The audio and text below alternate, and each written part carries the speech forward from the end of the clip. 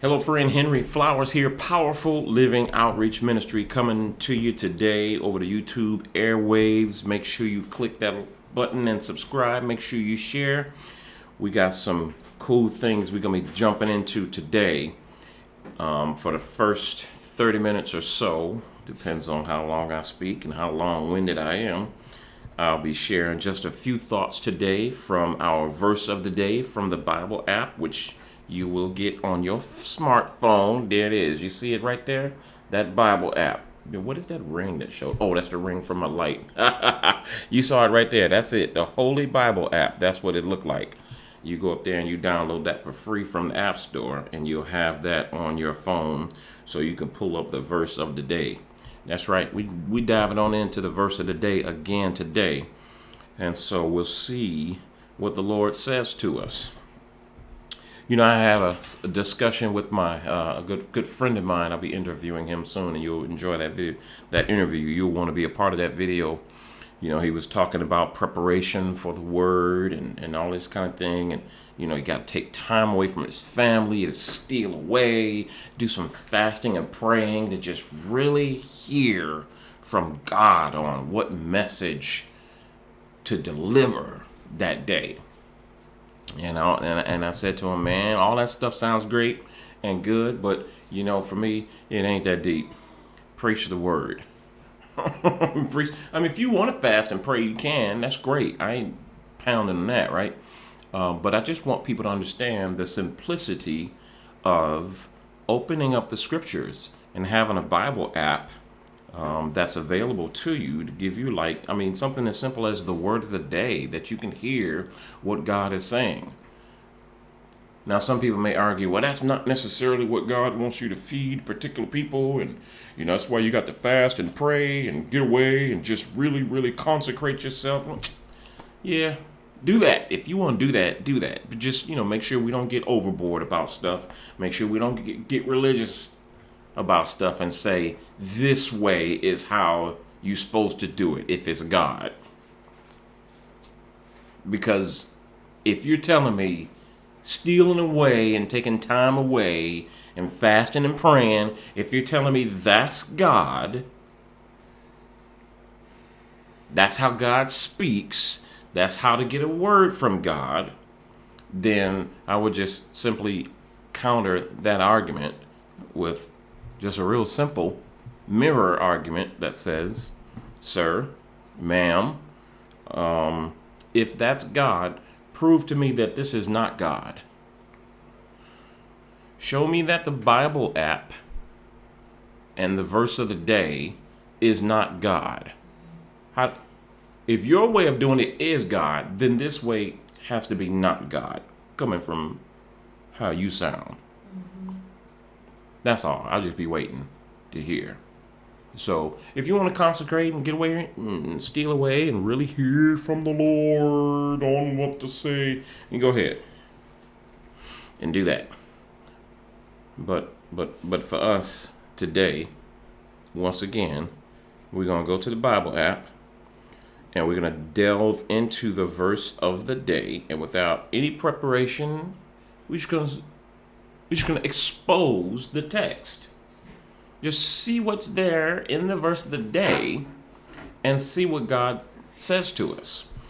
And then, so that'll go on for this first few minutes. And then afterwards, the real powerful part of Powerful Living is these empowerment sessions that we get into after the message has been delivered, where we certainly open up opportunities to talk about the message, but moreover, we open up opportunities to talk about ourselves, to talk about what we are going through, to talk about what we need help with.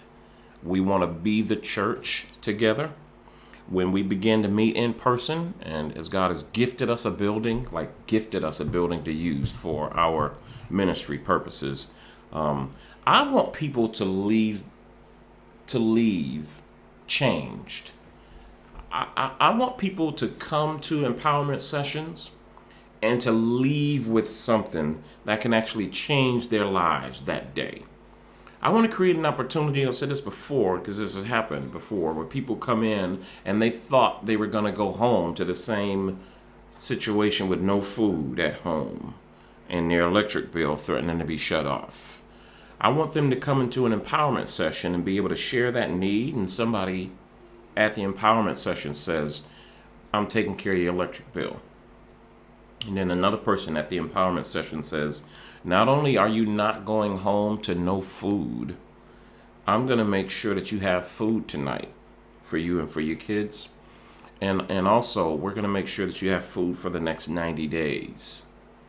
And then we're going to find out how you got into this situation where you don't have food. And we're going to do what we can to make sure you never get into this situation again. Yeah, that's called being the church. You read in the scriptures in the New Testament where the people began to bring their sustenance, their substance, their wealth. They brought it together to the apostles and they distributed it among the people to the point where there was no lack. There was no lack at all. Nobody lacked anything. You know, the scriptures say they had all things common because there was nobody hoarding something for themselves, and there was nobody being in a desperate situation without telling somebody. You see, because sometimes, you know, you haven't been helped out of your situation because you haven't told anybody. Mm-hmm. And there's a mind shift that has to occur that says, not only do I not need to feel shame about being in a desperate situation, but my desperate situation is possibly your opportunity to serve God.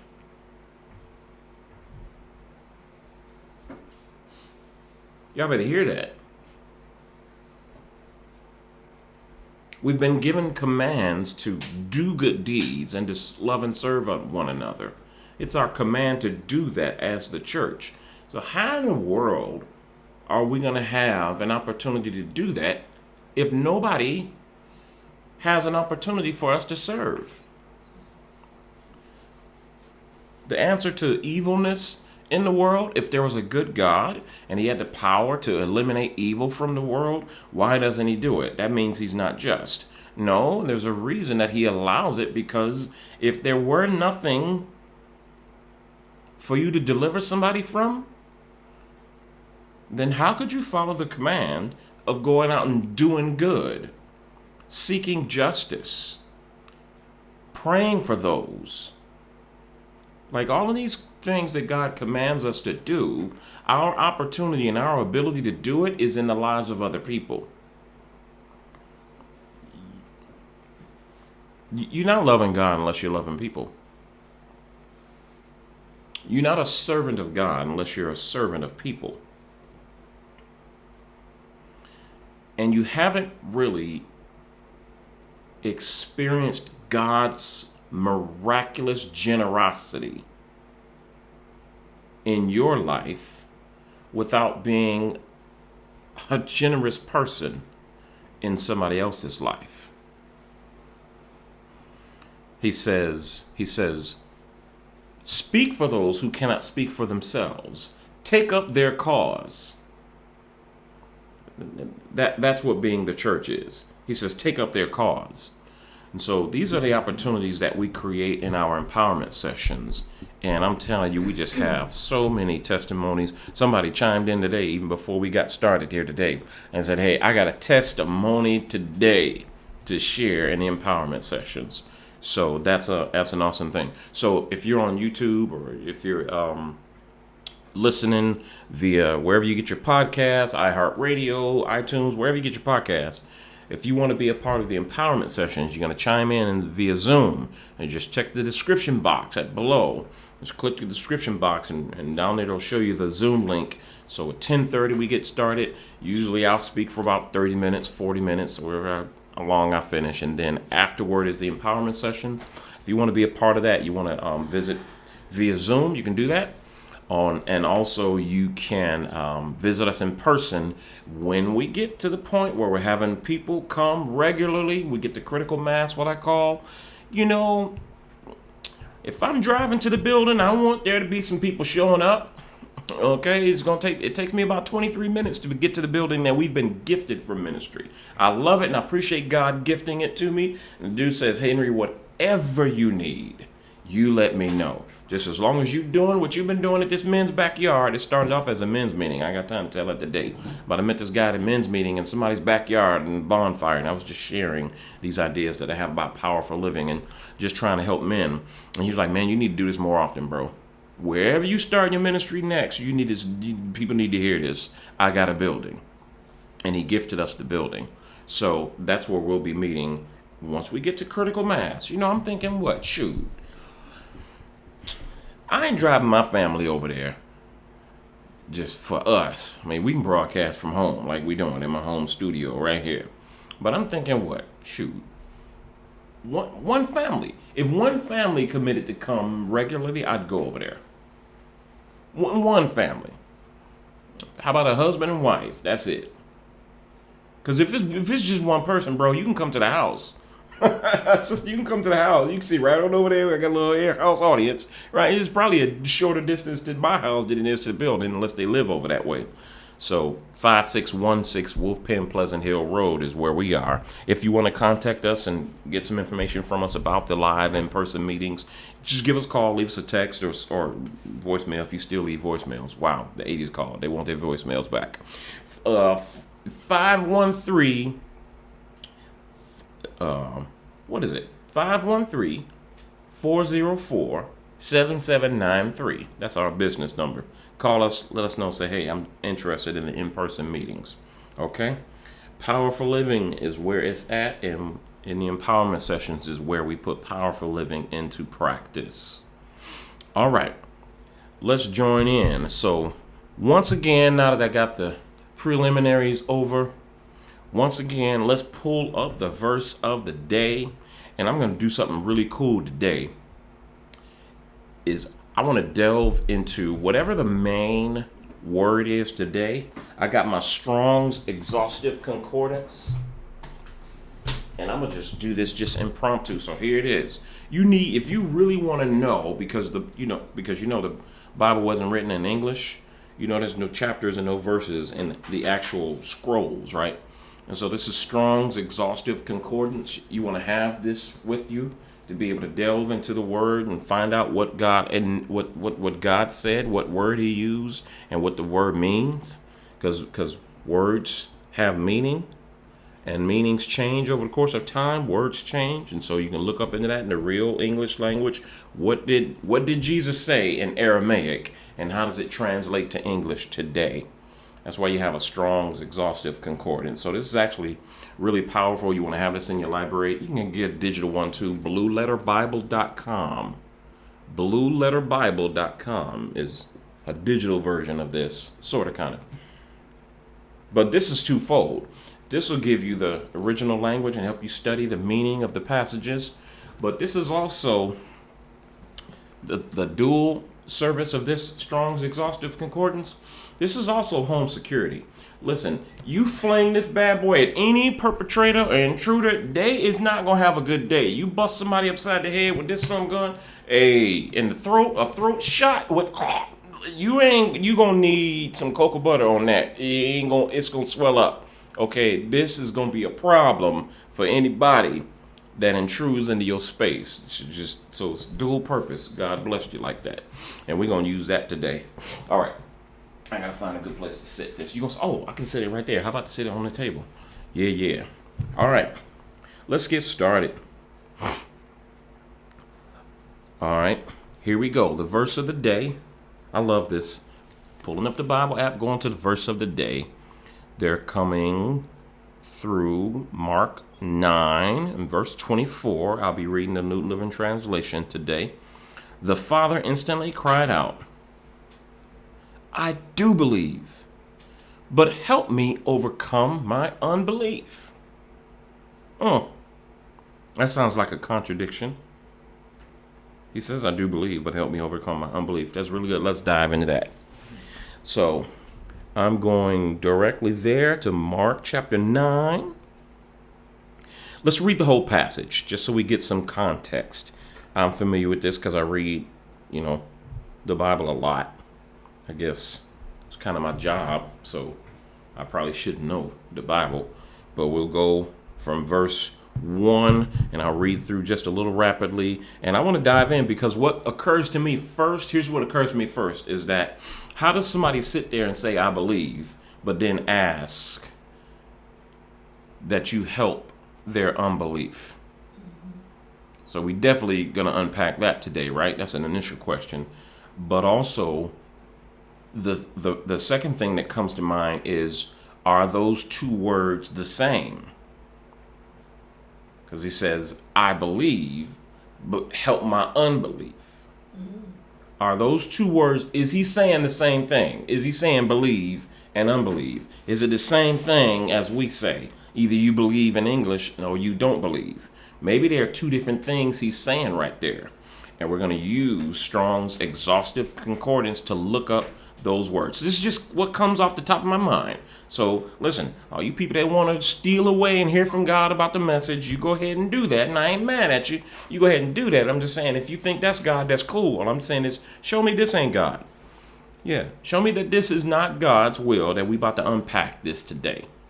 All right, so here we go. Mark chapter 9. And I'll start at verse 1.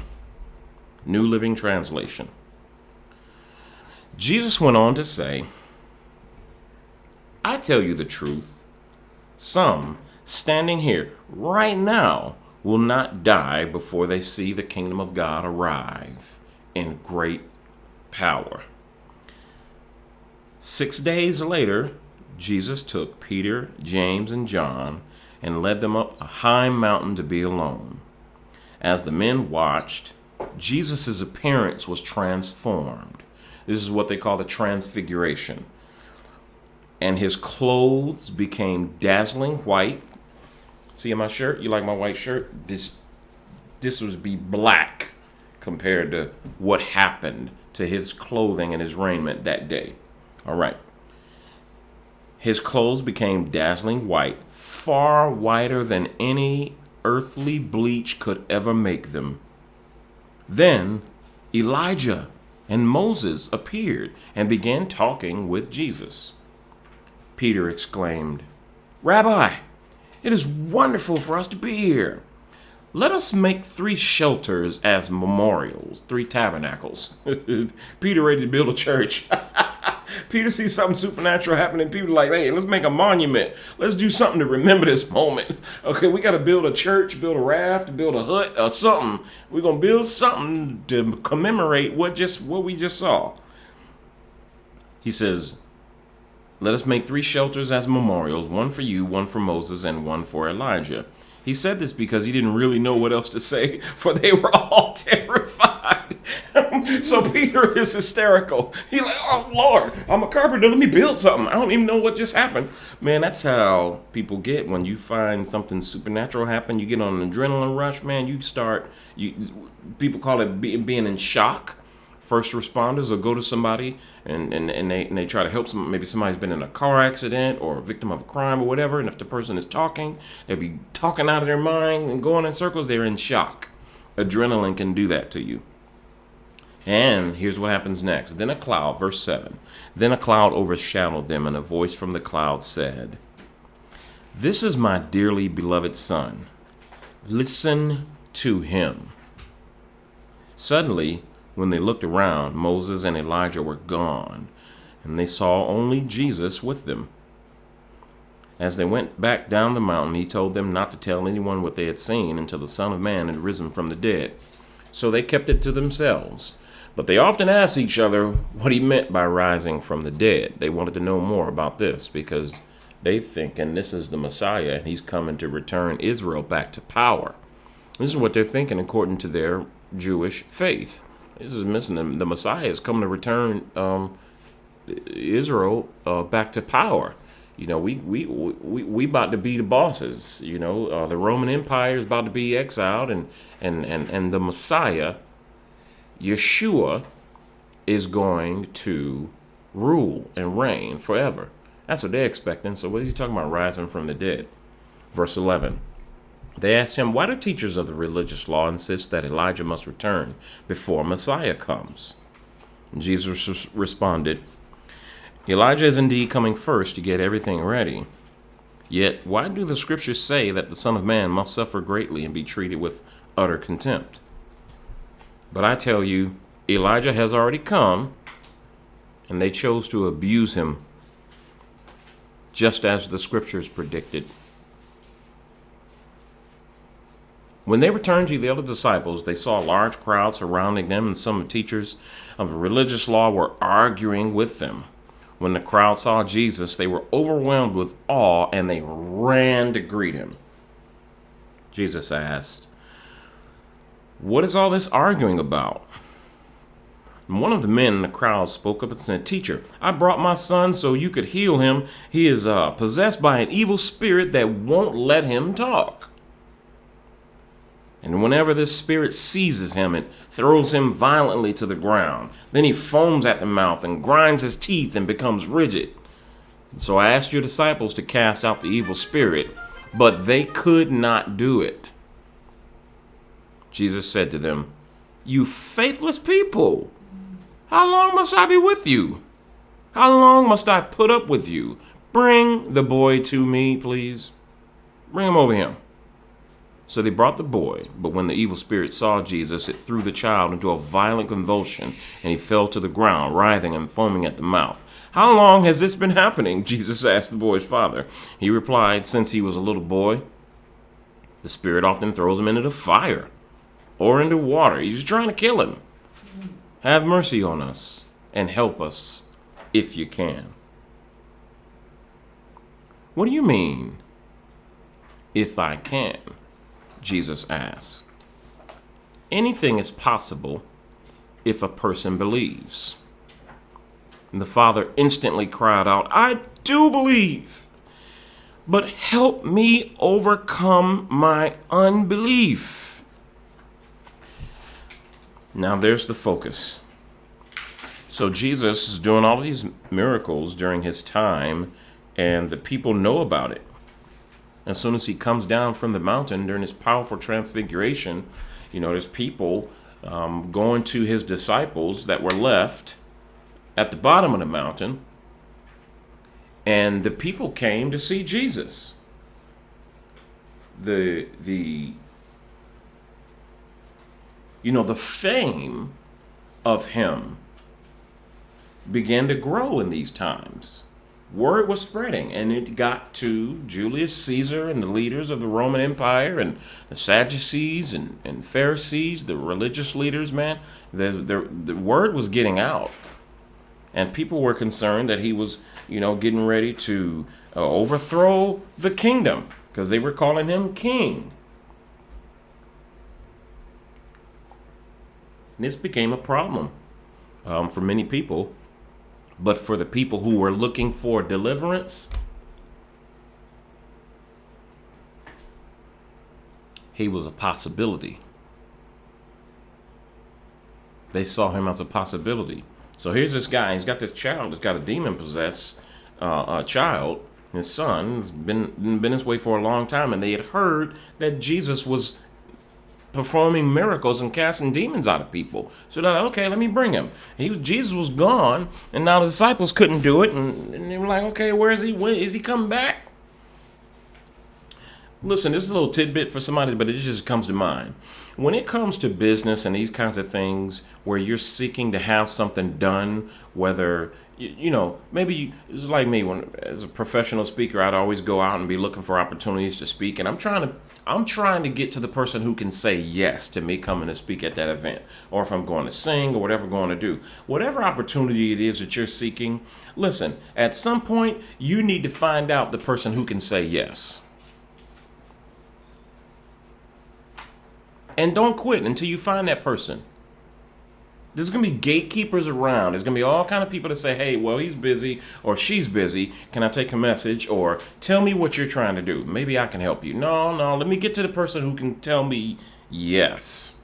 Because here's the rule, which is about persistence and patience and not giving up on your dream. I'm telling you, I have been on stage before and having powerful performances, delivering keynotes, getting paid money. A lot of these times, these opportunities, you get paid to deliver a keynote speech, man. Sometimes it's not easy because there's a bunch of people trying to get those opportunities. But here's one thing one of my mentors told me.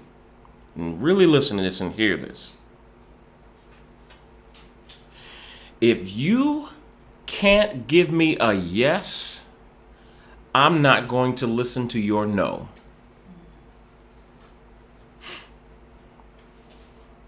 I want to talk to the person who has the power to say yes.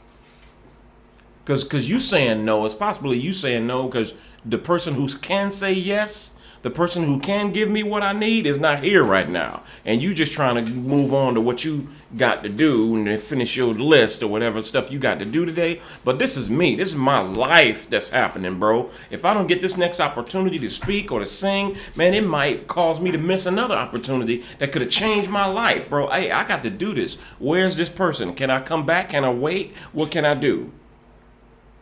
You create opportunities, man. I could tell y'all some stories, man, where I took advantage of opportunities where people would have normally just sat down and laid low. I remember an opportunity that I got to sing at a wedding in Florida. Got paid a nice 4-figure check because somebody was going to Florida, and I said, "Does he have somebody to sing at his wedding?" And he said, "I don't know. You should call him." I did.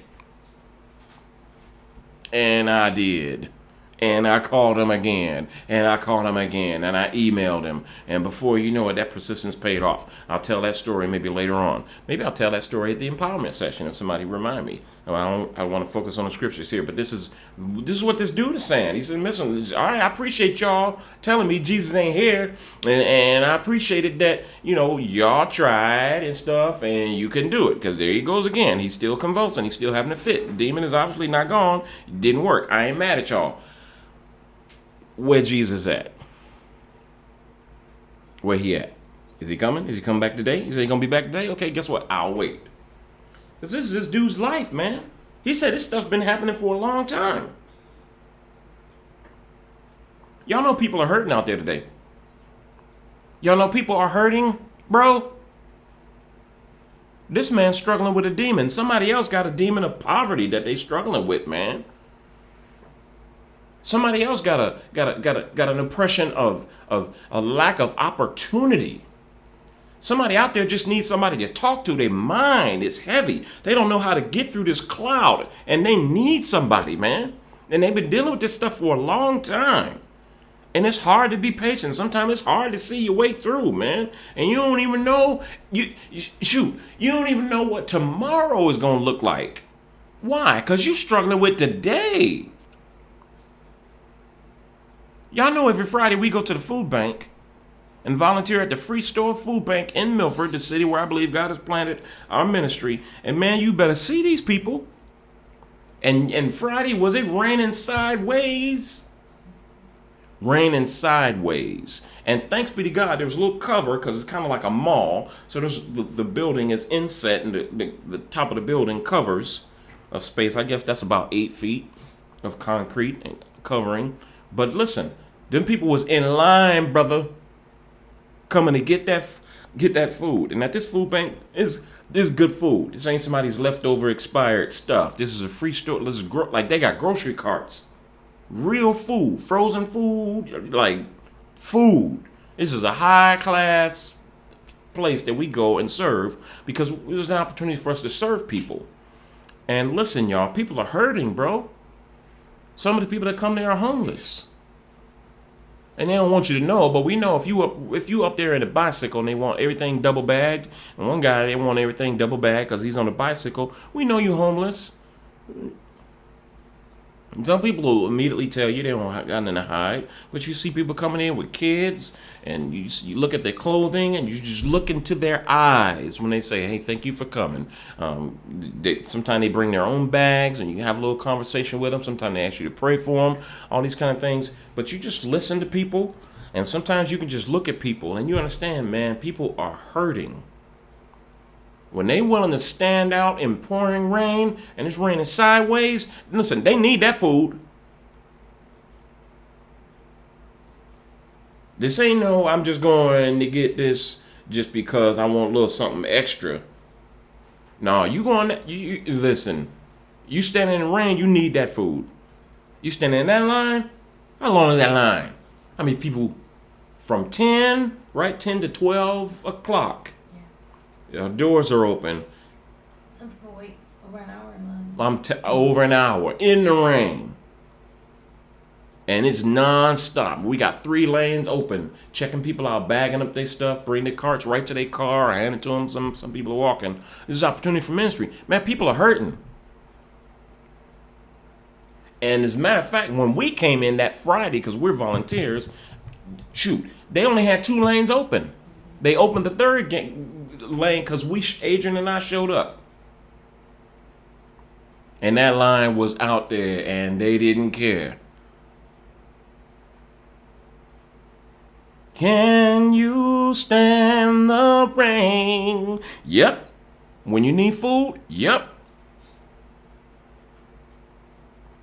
Storms will come, this we know for sure, but I still need that food. Lined up, man. People are hurting. They in need. And so these are the opportunities that we create as Powerful Living as an outreach ministry. And so we show people the needs and how to fill them, because we going out and doing it. We going out and feed the homeless. We do it. We go out and meet our neighbor. We go out and feed the hungry. And so here's this guy. He's saying, bro, when Jesus coming back? Y'all done tried, and I appreciate y'all. I ain't mad. Y'all ain't taking no offering yet, so I ain't mad that you couldn't do it. It's fine. But I'm gonna just sit here till Jesus come, and then I'll give my offering. This man needs deliverance. He said, this demon is possessing my son. He's throwing him into the fire, or he's throwing him in the water. He's trying to kill my son. He's going to these convulsions, and he can't speak. And he said, this is my son, bro. And I've been hearing this stuff about Jesus, and I need deliverance. And I'm willing to do whatever it takes to get that deliverance. Y'all, there's people out there that's hurting, and they need the deliverance that you could possibly bring just by being Jesus' hands and feet. Some people got doubt and unbelief.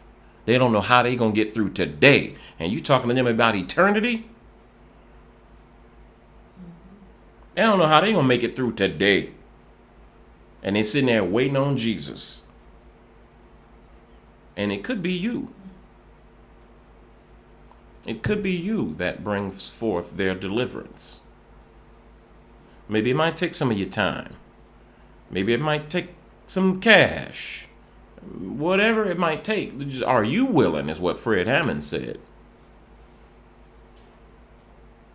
Not just what you say. That's a great song. I love that song from Fred Hammond.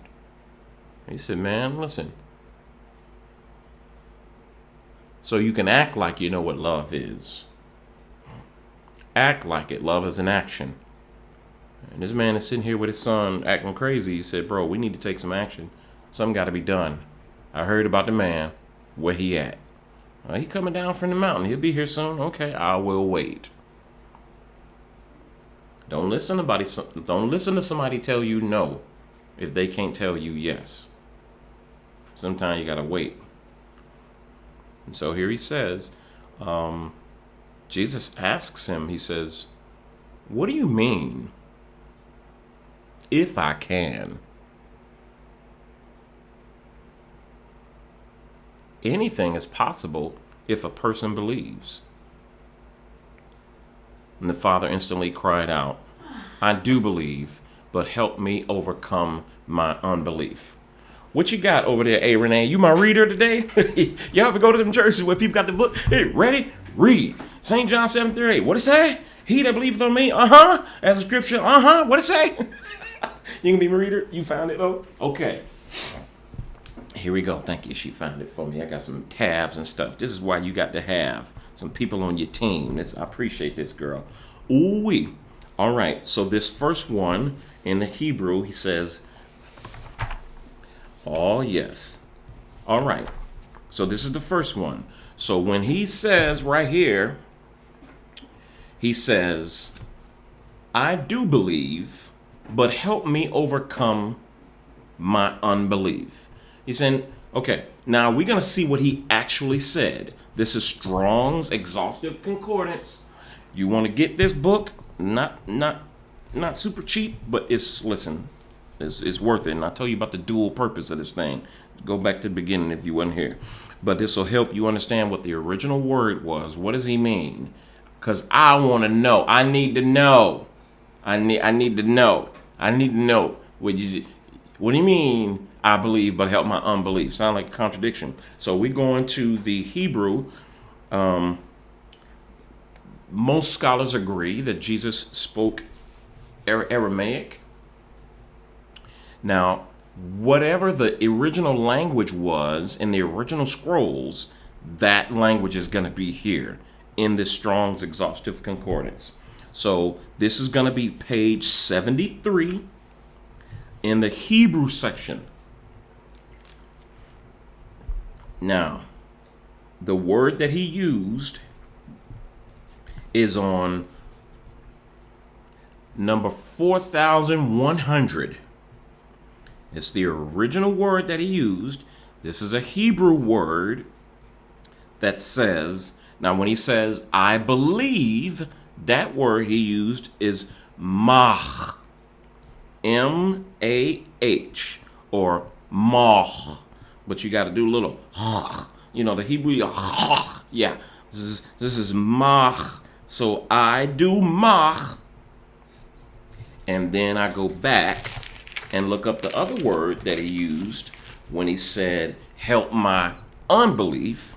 Now that word is number 570, right? Oh, this is good. So number 570 in the Hebrew, that word is echmesh.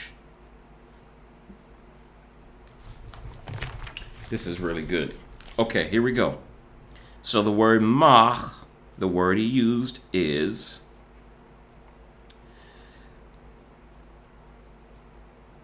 interrogative, a question, including how, why, or when, but also an exclamation, meaning what? Now read further. It means whatever, indefinite whatever, and even relative to that which. Often used with prefixes and various the thing, wherefore, whereby, okay. Yeah. So he says, okay. So this is specific. So these words here are speaking to something specific. What? So he says, when I believe, he says, I do believe, meaning he's talking about something specific. Now, let me help you understand. So when he says, I do believe, he's referring to something specific. So what he's saying is, I believe that you did the things that I heard about that drew me here. That's why I'm here. The specifics, I believe you. He's saying, I believe you did it for somebody else. That's why I came. Specifically, he's talking about a what or a when is what that word mah means. I heard your reputation. I've even seen some of the people that were disabled.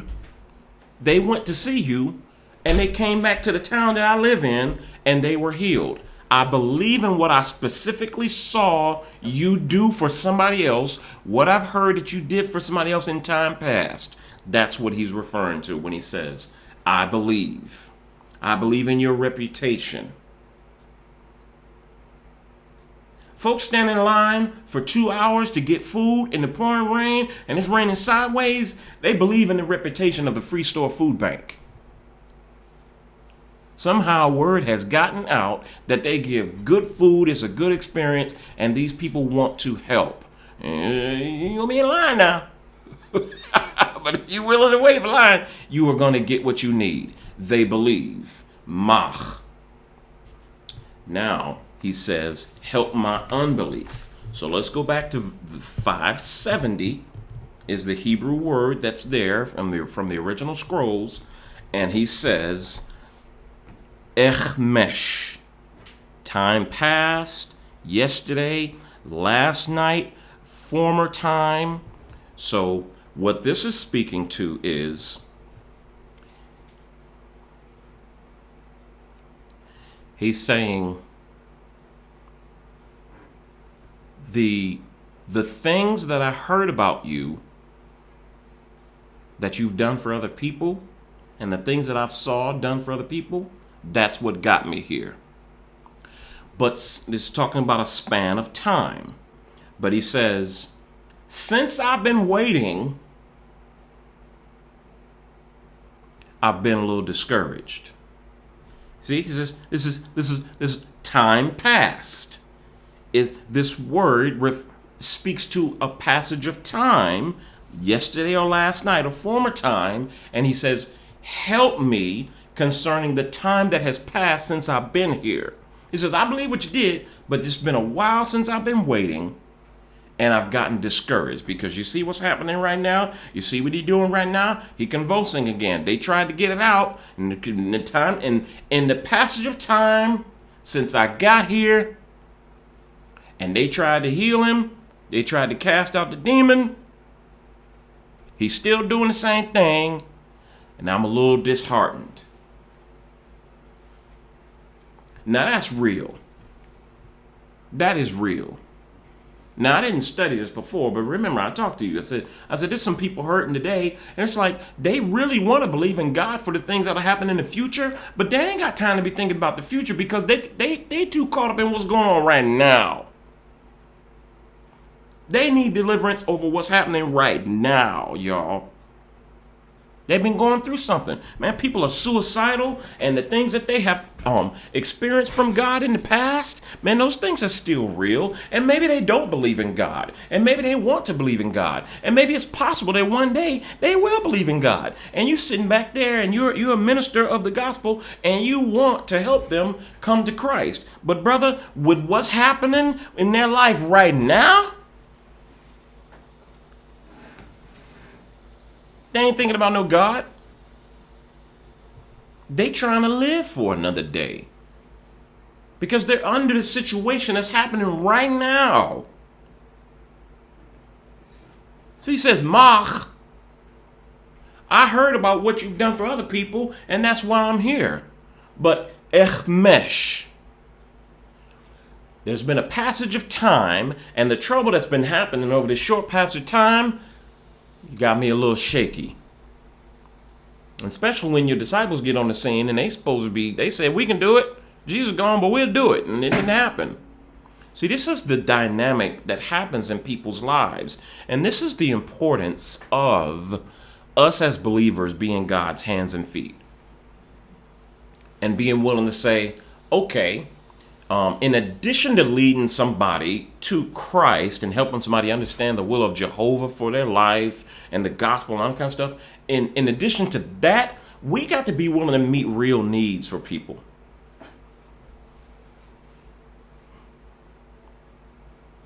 Because this man's coming to Jesus with a problem. He ain't coming to Jesus just to see if Jesus is actually the Messiah. He ain't coming here just to hear a good sermon. He has a real need.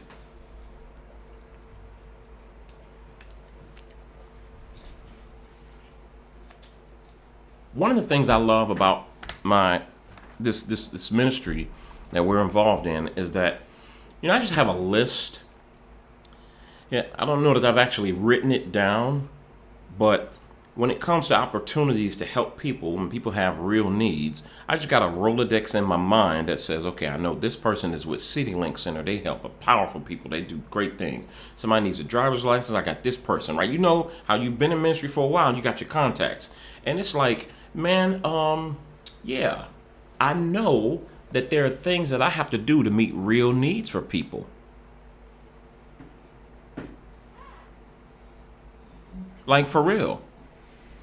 I mean, even Jesus says, if you love your brother and you know he's hungry, why would you pray for him and say, hey, you hungry? Oh, man, I pray that you be warmed and filled. And then let him walk on off, still hungry. He says, the love of God is not in you if you don't give him food to eat. The man said he's hungry. Okay, I get it. It's a demon. You can't cast a demon out. But somebody said they're hungry? You can't get him a Kroger card, bro?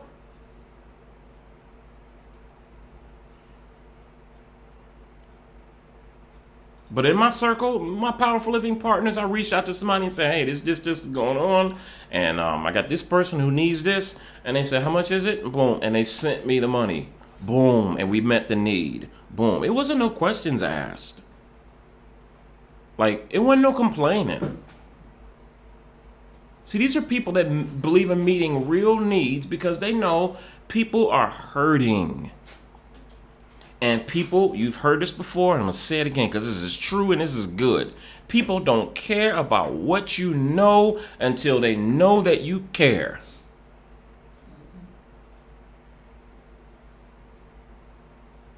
And I'm trying to build up people and show people the powerful life is behind showing how much you care about people.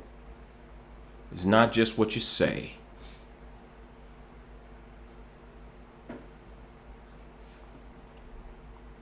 So this dude is saying, I believe in what you've done for others, but I need help because of my unbelief. I've been here a minute. They tried and he didn't get healed. And I'm a little discouraged right now. Help me, Jesus. So the answer to Jesus' question was obvious. When Jesus says, what do you mean, if I can? All things are possible. Yeah, you're right, Lord. I know. All things are possible, but it's been a minute. Man, sometimes people been in pain and agony in their lives for so long that they are genuinely, they actually believe in God. They have faith in God. They might actually be believers too. But they just been in this bad way for so long that they just stuck. They just stuck. They're not spiritually growing. Their situation is not changing. And it's easy to say, be patient with people, and give people the scriptures. Oh, this is weeping may endure for a night, but joy coming in the morning. Man, it's been a long night. It's been a month of nights. 6 months of nights for them. A year of nights. People been doing pain for a long time. Rheumatoid arthritis. People with cancer, hunger, poverty, man. People been mental health things, man. People been dealing with, bro. And been dealing with it for a long time. And the skeptic will say, well, if your God is so powerful, why didn't he deliver you?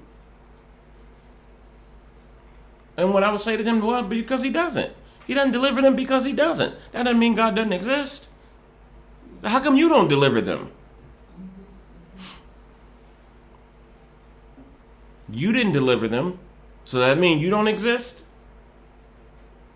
Well, I don't have the power like God has. But you got the power to get somebody a Kroger card, and you sit right there at that intersection, and you'll grab a hold of that steering wheel and try to look forward, and you don't even want to try to act like don't make contact with that person with holding that sign. And you're just waiting for that light to turn green, man. You can hurry up and hit the gas so you can go. There was an opportunity for you to deliver. How come you didn't deliver? It's just food for thought. People are going through stuff, y'all. And I'm telling you, I sat there and watched those people stand out in that rain. They recovered, but you ain't standing out in rain that raining sideways and not getting wet. They had needs. And they believed, and today they need help with their unbelief. Over the passage of time, their faith has eroded. They frustrated. Because the things that they have tried and the things that the people have said to try just hadn't been working, bro. I done filled out 17 applications. I can't get no phone calls back. I got a felony on my record. I done filled out all the applications and I went to interviews. And as soon as they find out I got a felony, the interview is over. We'll pray about it. We just pray. You got to pray more. Bro, I've been praying. You see my knees? I got lacerations on my daggum knees, bro. I need some cocoa butter. I've been praying. It still ain't been delivered from it. Well, if you just, all that stuff, bro. Sometimes all the stuff that you think people should be doing to get free, all the stuff that you think should work, the disciples were laying hands on them. They said, come out in Jesus' name. Come out. It didn't come out. You know, and Jesus told them why. Later on, he says sometimes you got to be fasting and praying, bro. You got to deny your flesh in order to tap into another level of power. And they hadn't done that. But I'm just saying, sometimes I think the way you have done before to deliver a situation, sometimes that ain't working. And it's easy to sit back and look down on somebody because they've been in the same situation for a long time.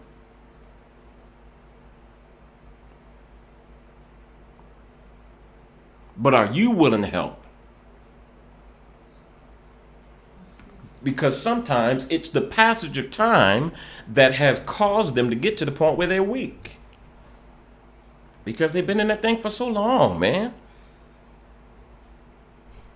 And that's where the body of Christ comes in, to where we get to the point where it says, listen, I'm going to find somebody to meet this person's need. I may not have it, but you know what I do have? I have the gift of being able to tell stories. I've been raising funds for years. I wonder how many millions of dollars I raised for pregnancy centers. Telling stories about how powerful an opportunity it is to be able to be at a pregnancy resource center where people come in and they think abortion is the best opportunity for them. And I'm just willing to sit there and talk. And especially if the guy comes in, I want to talk with the guy and say, hey, brother, you scared? I know what's going on. And listen, I've been there. Here's what I went through afterward. How can I help you? And to be able to pour resources into those people, because you come to find out that maybe it's not that they necessarily wanted an abortion. Maybe they just don't know how they're going to be able to afford to have this child. And if you can provide resources for them to be able to have a job, to be able to get a car, to be able to get some insurance and get their apartment and stuff set up so they're ready for the child, maybe they'll think differently. See, this is about providing resources. It ain't just about taking away somebody's opportunity for health care. Don't get me started on that. I'm going to just use the air quotes when I say health care. Right? It ain't about you taking away that from somebody. This is about us being the church and saying, hey, listen, this is what I can do to help you. All of that is good. And I'd go up there and deliver keynotes and raise funds for pregnancy centers. Man, I wonder how many millions of dollars I've raised. That's my gift. And when I share a story, you create a need and an opportunity for somebody to give, people step up. How much is it? Y'all, listen, there are people here that got some money. And we in Cincinnati, people here have resources. We just got to be willing to tap into it, hear from God, and say, hey, listen, who do I need to talk to go and meet this person's need? Maybe you don't have it. Maybe you know somebody. That's why you sit back and you pray. And I got this list of people that I know got some money, got some resources. And when I come into a situation where I meet somebody and they need something, listen, I'm praying about it and find out who I need to talk to meet that person's need. I don't feel a burden on myself to have to meet that need. I don't need to be wealthy. As long as I can contact wealthy people, I don't need to know how to lay concrete. I know somebody who's a pro. It's about having the resources available and you taking the time to pray and seek God's face on how do I help this person. We ain't here just to pray, and we definitely not here to just rest on our laurels about what happened in the past and what God did in the past. It's great to be able to pull up the scriptures and see miracles and stuff in the scriptures, but this brother saying, hey, my rent is due. The electric company, there it is. See that? That's a van. Duke Energy. Watch him pull up. He come. Yep. See? Watch, he gonna stop. Dang it. He stopped right in front of my house. What you gonna do? Powerful Living partners do something. They get involved and they pull together their resources to the point where we have all things in common and that nobody lacks anything in our circle. It's possible, y'all. And we got to get about the business of doing it. There's some people that you contact and they're going to say, yeah, I believe. I'm a believer. I believe in Jesus. But over the course of time, over the things that have happened recently, I need help because I got some unbelief. Will you help? Henry Flowers, Powerful Living Outreach Ministries. I ain't going nowhere. I'm coming back. I'm coming back. That's right, David. Hello, friend. Thank you so much for being with us in this podcast over the airwaves of YouTube or wherever you find your podcasts. Thank you so much for being a part. Make sure to subscribe, turn on notifications, and feel free to share this information with anyone who you believe could use a little bit more power in their lives. Speaking of power, be sure to join us on Sunday mornings as we gather together in the Cincinnati area at 5616 Wolfpen Pleasant Hill Road in Milford, Ohio. We will be in the upper room at General Dentistry. 10:30 a.m. on Sunday mornings is when we gather together. We have an empowerment session immediately after the broadcast. This is where the true powerful living is put into practice.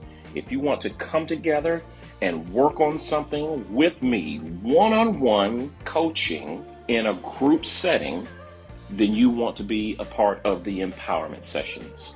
I cannot tell you how many testimonies and how much transformation has occurred as a result of these empowerment sessions. You want to be here. The church, being the church, people coming in with their stuff, working on it with me using biblical principles and getting real transformation in real time so that we ourselves can be empowered, then we can be able to go and empower others. My friend, that is what powerful living is. So you definitely want to join us in the empowerment sessions in person, and also you can join us live via Zoom, and the Zoom information is in the description box. Join us 10:30 a.m. every Sunday, Eastern Standard Time. Look forward to seeing you there. Many of you have been asking how you can give and support Powerful Living Ministries. I have a few options for you. I often go and speak to our young people who are just living in desperate times. Not really sure if I would want to be a young person living in these times with these societal norms that are just banging at the door of their moral houses, and they need help. So the help that I deliver when I go and speak to these young people are through powerful testimonial speeches, motivational speeches, whatever you want to call it, but biblical principles and same things I deliver in the empowerment sessions and in the podcast is what I deliver when I speak to colleges and high schools. Now, I often go and speak about what I wrote in my book, which is titled Bored to Death. 5 steps to gear up and be about that life. This is a pulling together of personal stories, things that I have lived through, and how I went from where I was living on the streets of Detroit and how I survived the streets of Detroit and created a life that I love. When I had all of the obstacles in my way, I had the perfect recipe to become a statistic. How did I overcome? What did I do? Well, those questions are answered in my book, Bored to Death, in 5 easy steps. I share these steps with young people and I get transformation and I see transformation. Their lives are empowered on a daily basis. This is powerful living in action when I go and speak to these young people. Now, how you can come alongside is a couple of ways. You can obviously give directly to this ministry if you want to reach out to us, powerfulliving2022 @gmail.com. You can reach out to us directly and just say, hey, Henry, how can I support your ministry financially? Also, you can text us or call, but likely a text would be better, at 513-404-7793. Leave us a message and just tell us, I'd like to be involved financially. How can I support your ministry? And we'll get back to you there as well. Also, you can contact us about purchasing copies of my book, so that when I go and speak to the young people in high school, sometimes I'll do middle schools, but most of the time it's high school and college, and those who are usually financially constrained and don't have the opportunity to purchase my book. If you purchase my book, every book that you purchase will be an opportunity for me to put another copy of my books in the hands of our young people, and so they can take home the message that I deliver in person, and they can be empowered and study and see what I did to create a life that I love, and therefore they'll be able to see themselves doing it as well. That's powerful living, and my friend, that is powerful giving, and I hope you will take us up on that opportunity. If you have feedback and you'd like to suggest a show topic, content ideas, if you have questions, if I said something that you don't agree with, whatever it is, whatever kind of feedback that you'd like to give, bring it. You can email us, powerfulliving2022@gmail.com. You can call us at 513-404-7793. However you get your information to us, just understand I will respond to you directly. I am open. Questions, concerns, show ideas, topics, anything you have in reference to feedback, you let me know. And especially tell us how this ministry has powerfully impacted your life, and I will likely share that on a live broadcast. Thank you so much for being a part of this ministry. I can't wait to see these empowerment sessions pop up all over the country, all over the world, and all over the lives of people. Powerful living is there for you and me. Thank you, my friends. God bless you.